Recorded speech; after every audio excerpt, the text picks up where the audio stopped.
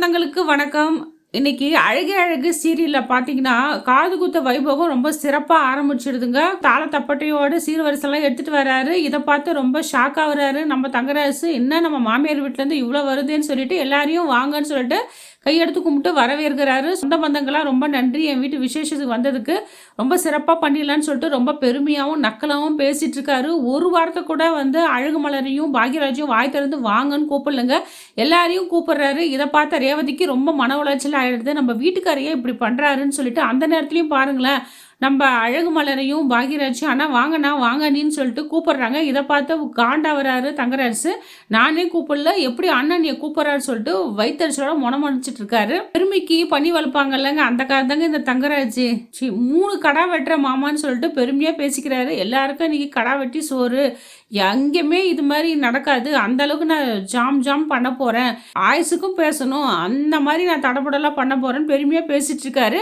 அதுக்கு ஜிங் சக் ஜால்ரா தட்டுறாரு. இந்த ராகவும் ஒய்ஃப் எஸ்பி சுரேஷ் 3 பேரும் ஜால்ரா தட்டிட்டு இருக்காங்க. ஆனா சித்துவும், ஸ்ருதியும் எதுவும் பேச அமைதியா தான் இருக்காங்க. இவங்களுக்கு தெரியும்ல, இவங்க லட்சணம் போச்சுலாம் என்ன நடக்கும்ன்ட்டு.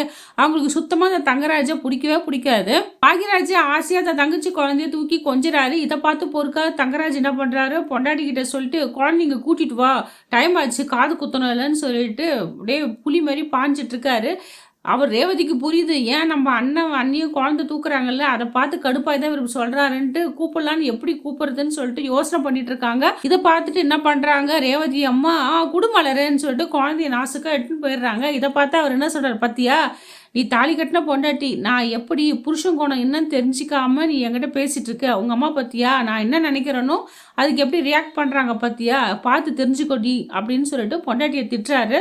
தங்கராஜ் அம்மா டைம் ஆச்சு, காது குத்தணும், சீக்கிரம் வாங்கன்னு சொல்றாங்க. சரின்ட்டு மொய் கவர் கொடுக்குறாரு நம்ம ராகவன். பெருமைக்காக குழந்தைங்களுக்கு மொய் கவர் 50,000 கொடுக்குறாரு. ரேவதி திட்டுறாங்க, எதுக்குப்பா குழந்தைக்கு 1,000 கொடுக்க வேண்டியது தானே, எதுக்குப்பா தேவையில்லாமல் செலவு பண்ணுறீங்கன்னு ஒன்று.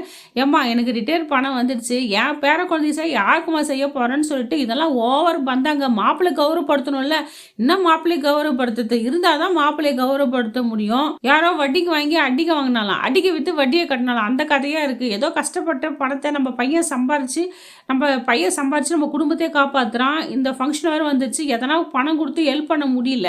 பிஸ்னஸ் பண்ண போறான்னு கேட்டால் அதுக்கு பணம் கொடுக்கல. குழந்தைங்க பேர குழந்தைக்கு வீண் சம்பத்துக்கு இவர் 50,000 கொடுக்குறாரு. இதெல்லாம் எந்த வீட்டில் நடக்கும்? கோட்டீஸ்வரன் வீட்டில் கூட இது மாதிரி 50,000 பேர குழந்தைங்களாம் மொய்யாத மாட்டான். இந்த ராகம் வந்து பெருமைக்காக ரொம்ப சீன் போட்டுட்டு இருக்காரு. கடைசியில் மொத்த ஆப்பு வைக்க போறாரு இந்த தங்கராஜ். அது தெரியாதான் ஆடிட்டு இருக்காரு மொத்த குடும்பமும். உடனே இவர் சொல்றாரு, இல்லம்மாமா எனக்கு இருக்கிற வசதி வாய்ப்புக்கு எங்கிட்ட இருக்க பணத்துக்கு வந்து இதெல்லாம் வந்து எனக்கு சாதாரண தான், இருந்தாலும் உங்க மனசு வேதனைப்படக்கூடாது அப்படின்றதுக்காக நான் வாங்கிக்கிறேன்னு சொல்றாரு இந்த தங்கராஜ். ஏன்னா அந்த நேரத்துல சபையில எல்லாரையும் பெருமையா நினைக்கணும்ல, தங்கராஜுக்கு இவ்வளவு மொய் வருதுன்னு எல்லாரும் பார்க்கணும்ல, அதனால வந்து ரொம்ப சீன் போட்டுட்டு இருக்காரு. சரி, காது குத்தின கம்பளை எடுத்து வந்து நம்ம அழகுமலர் கொடுக்குறாங்க தங்கராஜ் கிட்ட. அவ்வளோ நீட்டி கை நீட்டி கொடுக்குறாங்க. வாங்கவே இல்லைங்க அந்த மனுஷன். வேணும்னு வீம்புக்கு முறைச்சிட்டு நிற்கிறாரு. ஆசையா தானே வாங்கிட்டு வந்து, தாய்மாமன் தானே வாங்கிட்டு வர. இந்த பாக்யராஜையும் முடிவெடுத்து கஷ்டப்படலன்னா வெறும் காதோட தான் இருந்திருக்கணும். ஊர்ல ஜனங்களாம் என்ன பண்ணியிருப்பாங்க தெரியுமா, இந்த தங்கராஜா காய் துப்பிட்டு போயிருப்பாங்க மாமியார் வீட்டுல இருந்து ஒண்ணுமே வரலன்ட்டு. இவன் வட்டிக்கு வாங்கி அடகு வச்சு எப்படியோ வாங்கி வந்து கொடுத்தா எவ்வளவு திமிரு பார்த்தீங்களா. அதை வாங்காம இருக்காரு. உடனே ரேவதி என்ன பண்றாங்க, கொடுங்க அண்ணின்னு சொல்லிட்டு தன் புருஷ சார்பா வாங்கிக்கிறாங்க. பார்த்து அழகா இருக்கே, வைரத்தோடு வைர செயின், எதுக்கு நான் ஒரு செயின் பத்தாதா, எதுக்கு நான் 2 வாங்கியிருக்கேன் அப்படின்றாரு. இருக்கட்டுமா, யாருக்கு வாங்கி வந்திருக்கேன், என் தங்கச்சி குழந்தைங்கன்னு சொல்லிட்டு ரொம்ப ஆசையாகவும் அழகுமலரும் பாக்யராஜும் சொல்றாங்க. உடனே என்ன பண்றான், வாங்கினத நக்க போடக்கூடாது அந்த இடத்துலயும் பாரு அசிங்க அவமானப்படுத்துறான் இந்த தங்கராஜ். வேணாம் அந்த தோடு பார்த்தாலே எனக்கு பிடிக்கல, ரொம்ப தக்கையா இருக்கு, இது எனக்கு வேண்டாம். நான் வந்து திருகாணிலாம் வந்து குழந்தைங்க காதுல இருந்தா லூஸாகி விழுந்துரும், நான் பார்த்து செஞ்சு ஆர்டர் பண்ணி செஞ்சிருக்கேன் குழந்தைக்கு. காது குத்துற குழந்தைங்கன்னா 2 சவர கம்பல் ஜிமிக்கா போடுவாங்க, ஒரு குண்டுமணி தான் போடுவாங்க. இவர் வந்து ஓவரா பேசிட்டு இருக்காரு, ஏதோ பணத்திமிரில். நான் போட மாட்டேன், நான் வாங்கின இதுதான் போகணும்னு சொல்லிட்டு வீம்பு பண்ணிட்டு இருக்காரு. ஊர் ஜனங்கள்லாம் வந்து என்ன பண்றாங்க, பாக்யராஜை பெருமைப்படுத்துறாங்க. என்ன பாக்யராஜை அசத்திட்டியப்பா, மூக்கு மேல நாங்களே வரல வச்சிருக்கோம், இது மாதிரி நான் கூட செஞ்சது இல்லப்பா, இப்படி செஞ்சிருக்கா, தடபுடலாம் வைர கம்பல் செயின்னு சொல்லிட்டு சீர்திருத்த என்னமோ பண்ணிட்டப்பா, எங்கேயோ போயிட்டப்பான்னு பாக்யராஜை பெருமையா பேசுறாங்க. எல்லாத்துக்கும் காரணம் அழகுமலர் தான்.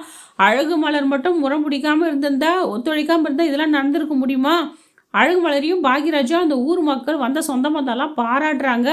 இந்த பாராட்டு மழையை நனைஞ்சிட்டு இருக்காங்க அழகுமலரும் பாகியராஜும். இதை பார்த்து பொறாமடைஞ்ச நம்ம தங்கராஜுக்கு வயிற்றுச்சலாக இருக்குது. இந்த நகை போடக்கூடாதுன்னு சொல்லிட்டு அங்கேயும் ஒரு பிரச்சனையை ஆரம்பிக்கிறாரு. எல்லாரும் சொல்கிறாங்க, நீ பண்ணுறது ரொம்ப தப்பு தங்கராஜ். தாய்மாமா வீட்டு சீரு தாய்மாமா வீட்டு நகை தான் போட்டு காது குத்தணும். அதுக்கப்புறம் வேணா உங்கள் வீட்டு நகை நீ போட்டுக்கோன்னு சொல்கிறாங்க. அதெல்லாம் முடியாதுன்னு சொல்லிட்டு இருக்காரு. என்ன பண்ண போகிறாங்கன்னு தெரியல.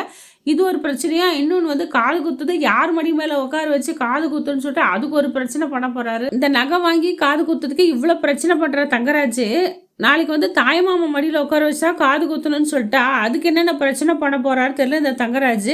பொறுத்திருந்து தான் நம்ம என்ன நடக்குதுன்னு பார்க்க முடியும் மக்களே. இந்த வீடியோ உங்களுக்கு பிடிச்சிருந்தா லைக் அண்ட் ஷேர் கமெண்ட் பண்ணுங்கள். அடுத்த வர வீடியோவில் உங்களை சந்திக்கிறேன். நன்றி, வணக்கம்.